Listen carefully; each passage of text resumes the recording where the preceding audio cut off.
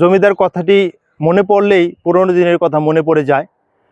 জমিদার মানে অত্যাচারিত এবং প্রজাদের উপরে যে নির্ধারণ অত্যাচার নির্যাতন করা হয়েছে সেটা মনে পড়ে যায়। আমি সেরকম একটা জমিদার বাড়িতে দাঁড়িয়ে আছি। এটি হলো ফরিদপুর জেলার সদরপুর উপজেলার এই 22 জমিদার বাড়িতে। আজকে এই জমিদার বাড়ি একটা দৃশ্য আপনাদের দেখাবো, যে এইখানে যে জায়গা আমি দাঁড়িয়ে আছি এটি কিন্তু একটা পুকুর ছিল এবং এখন একটা পুকুর আছে। কিন্তু নিতান্তই এখন যে পরিস্থিতি, বাস্তব যে পরিস্থিতি, প্রেজেন্ট যে অবস্থা, সেটা হচ্ছে এখানে একটা যে ফেটে যাওয়া যে ফসলের মাঠ, ঘাস, সেটা হয়ে গেছে। দেখেন দেখেন যে এই মাটিগুলা কিভাবে ফেটে গেছে। আজকে তারা এই জমিদার ভাই বিলীন হয়ে গেছে, তারা এই দেশ থেকে পালিয়ে গেছে।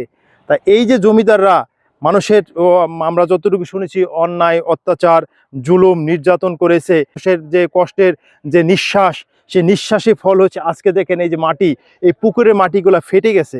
এই পুকুরের ভিতরে পানি নেই, ধুধু করে এই যে চক, যে ফসল এখন হয়তো এখানে চাষ দিলে ফসল রোপণ করা সম্ভব।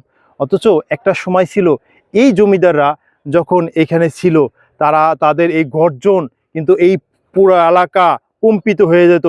তাদের যে অত্যাচারের কাহিনী, তাদের যে ভয়ানক যে থাবা, চিলের অথবা যে শুকনের থাবার মতো তারা যে থাবা দিত, সেই থাবার ভয়ে, সে থাবার কথা চিন্তা করে সাধারণ প্রজারা তাদের রাতে ঘুম হারাম হয়ে গেছিল, তারা ঘুমাতে পারতো না। তারা যে অত্যাচারিত হয়েছে সেই কাহিনী ইতিহাসে অনেক লেখা আছে।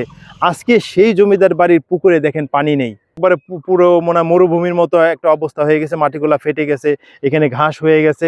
এবং এই পুকুরে হয়তো এমন একটা সময় ছিল, আমরা ততটুকু ধারণা করতে পারি, যে এইখানে মানুষ ঠাঁই পাওয়ার কোনো অবস্থা ছিল না। সেটা চৈত্র মাস হোক, শীতকাল হোক, গ্রীষ্মকাল হোক অথবা বর্ষাকাল হোক, তখন মানুষ ঠাঁই পাওয়ার অবস্থা ছিল না। অথচ আজকে দেখেন এই যে এই পুকুরে আজকে আমি দাঁড়িয়ে আছি এবং এইখানে মাটিগুলা ফেটে গেছে এবং ফাটা যাওয়া অংশ কিন্তু পানি দেখা যাচ্ছে না।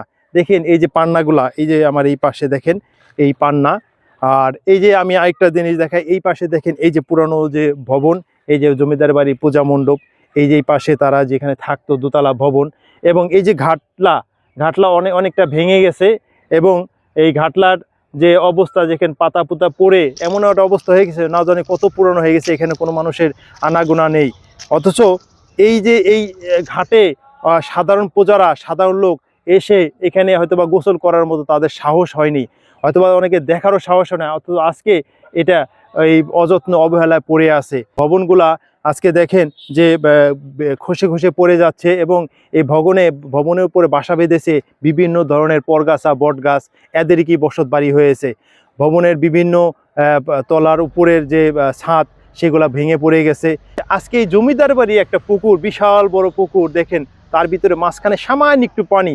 সেই পানির ভিতরে কিন্তু এই ছোট যে আমাদের যে বক পাখি, সে বক পাখি কিন্তু দাঁড়িয়ে আছে।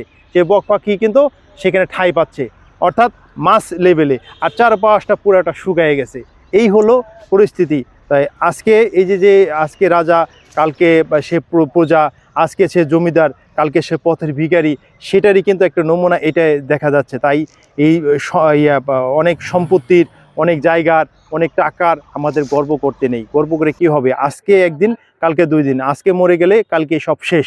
যাদের অডেল টাকা, যাদের বিশাল সম্পত্তি, তাদের কিন্তু বাড়িতে সিকিউরিটি গার্ড লাগে, পাশাপাশি তাদের কিন্তু সিসি ক্যামেরা লাগে, তাদের কিন্তু ভালো ঘর লাগে।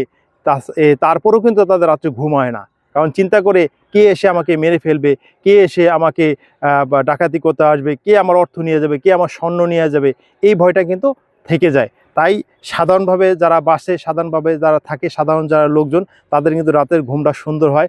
ঘুম কিন্তু আমাদের শরীরের জন্য উপকার, আমাদের মানসিকতার জন্য উপকার, এবং শান্তির ঘুম কিন্তু সবাই দিতে পারে না। একমাত্র মাঠে যারা কৃষক, যারা সাধারণ লোক, যারা খেটে খাওয়ার লোক, যাদের বেশি উপার্জন নাই অথবা যাদের অনেক অর্থ নাই, এই লোকগুলা কিন্তু শান্তির একটা ঘুম দেয়। এই শান্তির ঘুমটা দেওয়া কিন্তু সবার পক্ষে সম্ভব না।